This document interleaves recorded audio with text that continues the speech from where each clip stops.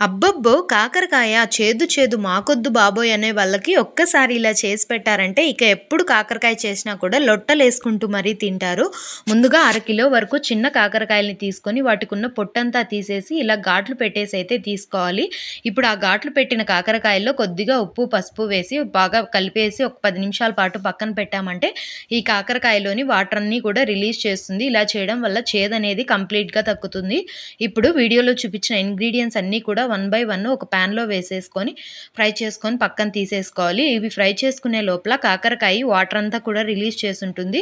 ఇప్పుడు ఆ వాటర్ అన్నిటిని కూడా గట్టిగా పిండేసుకొని స్టవ్ పైన మళ్ళీ ప్యాన్ పెట్టేసి కొద్దిగా ఎక్కువగా ఆయిల్ వేసేసుకొని మనం పిండిన కాకరకాయలన్నీ కూడా అందులో వేసేసి కొద్దిగా సాల్ట్ వేసి ఒకసారి బాగా మిక్స్ చేయాలి. ఇప్పుడు మనం ముందుగా ఫ్రై చేసుకున్న ఇంగ్రీడియెంట్స్ అన్నీ కూడా వన్ బై వన్ వేసేసి మిక్సీ జార్‌లో బరకగా అయితే గ్రైండ్ చేసుకొని తీసుకోవాలి. ఇవి గ్రైండ్ చేసే లోపల కాకరకాయ కూడా చాలా బాగా వేగిపోయి ఉంటుంది. ఇప్పుడు మనం గ్రైండ్ చేసుకున్న పొడినంతా కూడా అందులో వేసేసి ఒకసారి బాగా మిక్స్ చేసి వేడి వేడి అన్నంలో కొద్దిగా నెయ్యి వేసుకొని తిన్నామంటే సూపర్‌గా ఉంటుంది. మీరు కూడా ట్రై చేసి ఎలా కుదిరిందో నాకు కామెంట్